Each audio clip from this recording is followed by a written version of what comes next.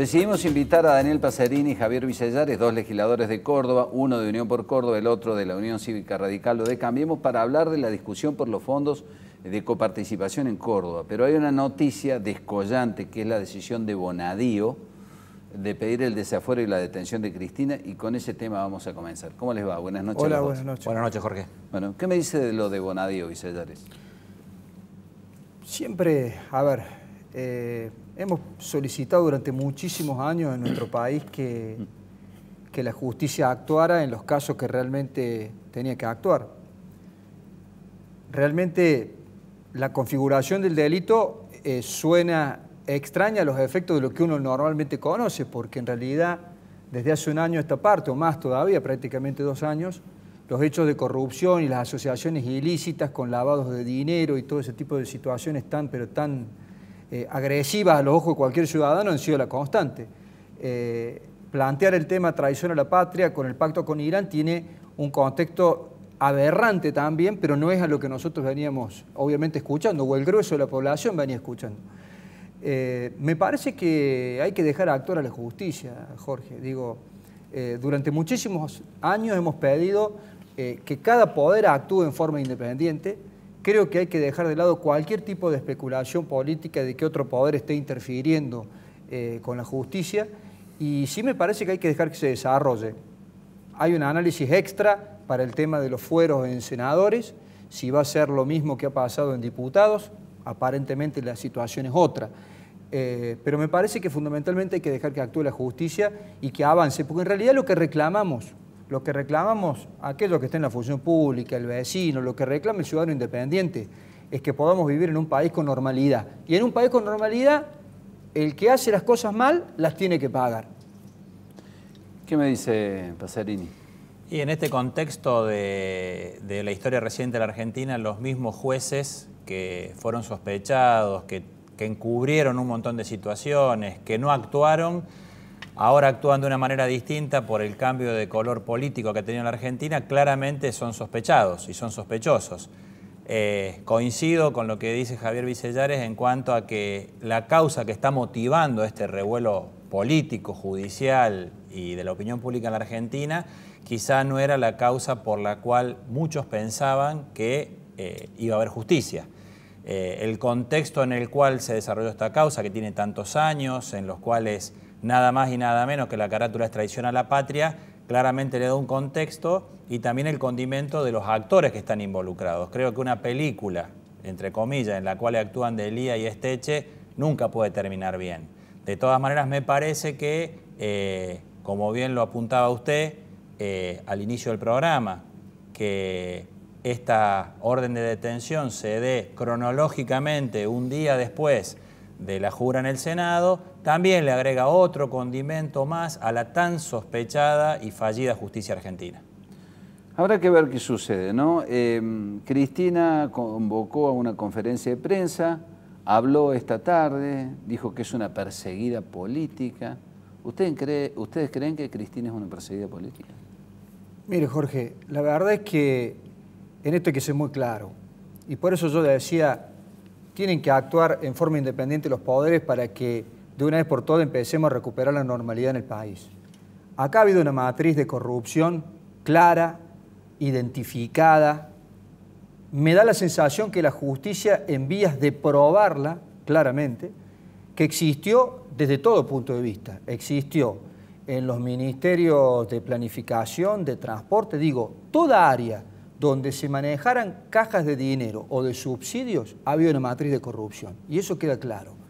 Si eso se podía hacer sin que lo conociera, en este caso, la expresidenta Fernández Kirchner, mire, es difícil creerlo.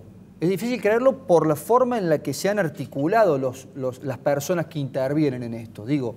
Acá había relación de muchísimos años de aquellas personas que la acompañaron en el Ejecutivo Nacional y que venían de la época de Santa Cruz. Entonces resulta difícil que no hubiera conocimiento. De todas maneras, yo siempre voy a plantear lo mismo. Son los jueces los que tienen que probar y tienen que demostrar esto que estamos diciendo. Pero que la matriz de corrupción existió, y me parece que si empezamos por los bolsos de López Y seguimos por las diferentes cosas que nos hemos ido enterando. Cuando uno, a ver, nosotros nos olvidamos, Jorge, pero no, hubo un momento en donde nos llamaba la atención creer que camino a Río Gallego, 200 kilómetros de cada lado, había estancia de Lázaro Báez. Digo, esas cosas son difíciles de olvidar. Lo de los bolsos es difícil de olvidar, pero que la justicia investigue. Sí, en este caso creo que la victimización o la persecución política a la cual se alude hoy, claramente después de esto, sigue siendo funcional a lo peor que tiene el argentino hoy políticamente, que es esta cuestión de la grieta. O estás de un lado o estás del otro. Si algún dirigente político opina en contra de la acción judicial de Bonadío, claramente le van a decir que está defendiendo a Cristina.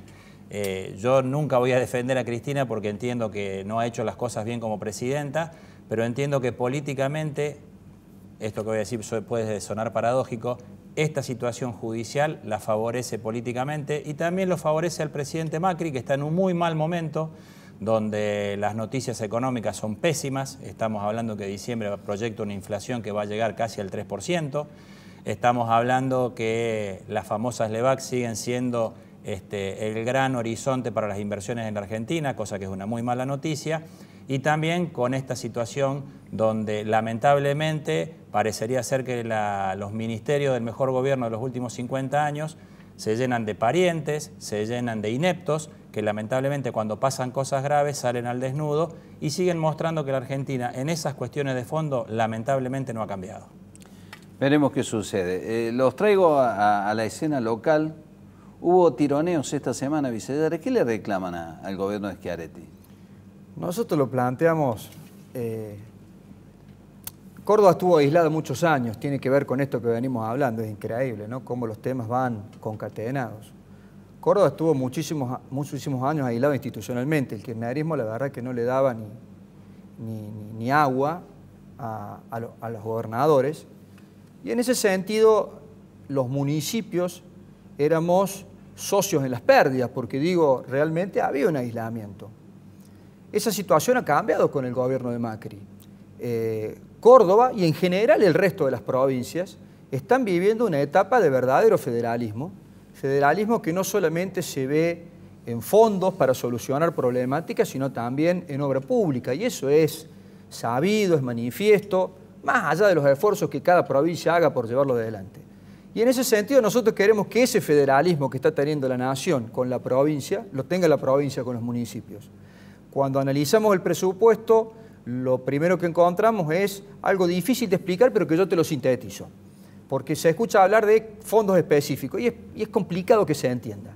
Hay una ley provincial que dice claramente que lo que se recauda por impuesto, en este caso lo más grueso es ingresos brutos inmobiliarios, se tiene que dividir entre provincias y municipios. A los municipios les toca un porcentaje que también a su vez se divide de acuerdo a la magnitud que tiene. Ese porcentaje es lo que no se está respetando. Si ese porcentaje se incrementó porque se incrementó la recaudación, puede ser una realidad. Lo que queda claro es que el gobierno provincial detrae de ese porcentaje con esta afectación específica plata que tendrían que manejar los intendentes. Y ese creo que es el debate que nosotros hemos planteado. Que cumplamos esa ley provincial que existe y que nos vendría todo muy bien para evitar cualquier tipo de discrecionalidad. Puesto como lo dice Vicellares, da la sensación que lo que reclama Schiaretti a nivel nacional no lo cumple a nivel provincial.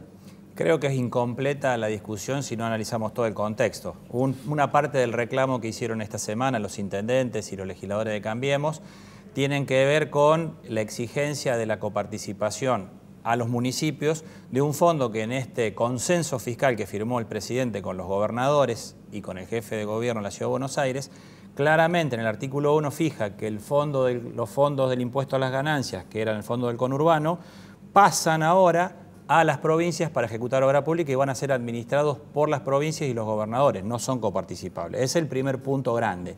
Con respecto a los fondos específicos, cada vez los acuerdos que se hacen con los distintos sectores, en este caso una de las observaciones que plantearon, lo hemos discutido en la primera lectura del presupuesto, tiene que ver con el impuesto inmobiliario rural, donde sí la provincia desde hace años ha generado con las entidades del campo y con los productores un fondo específico donde el impuesto inmobiliario se destina a obras hídricas, caminos rurales, que hoy claramente también benefician y tienen impacto directo en muchas comunidades, en muchos municipios. Creo que hay una parte incompleta de la discusión donde lamentablemente el gobierno de Cambiemos a nivel nacional sigue ejecutando un vicio que ya viene de años A, ¿no? De los ATN y de los fondos que distribuyen en municipios que solamente son de Cambiemos. Hay un programa de hábitat que paradójicamente maneja el ministro del Interior, Rogelio Frigerio, donde hacen inversiones millonarias solo en municipios de Cambiemos. Si van a sorteo, el bolillero está fallado porque no sale ninguno para un municipio de Unión por Córdoba. Pero bueno, son las cosas que hay que discutir, lo estamos haciendo de manera madura y responsable, tratando de buscar soluciones donde los municipios hoy, en los últimos 20 años en Córdoba, han mejorado muchísimo su nivel de ingresos por la creación de muchas herramientas que generamos nosotros. Una cosa, lo que dice Daniel es muy interesante y efectivamente fue lo que contestó el ministro Massay al requerimiento que le hicieron la mesa de Cambiemos al gobernador de una audiencia. Ese punto 1, justamente, Jorge, es el sinónimo de la discrecionalidad del manejo de la obra. La realidad, que hay que decirlo con todas las letras, es que si no nos regimos por el esquema de coparticipación, donde a cada municipio le toque lo que le tiene que tocar, en obra pública, por supuesto, con los controles de que la obra pública se haga, lo que nos estamos sometiendo es a una discrecionalidad del gobernador de dónde quiere hacer la obra pública. Exactamente lo mismo que está criticando Daniel con respecto al otro. Yo creo que justamente no es así. Si hay un gobernador y un gobierno que está haciendo obra pública en municipios que no son de su signo político, es el gobierno de Unión por Córdoba. Muy bien, gracias a los dos por haber venido. Muy gracias, Jorge, por la invitación.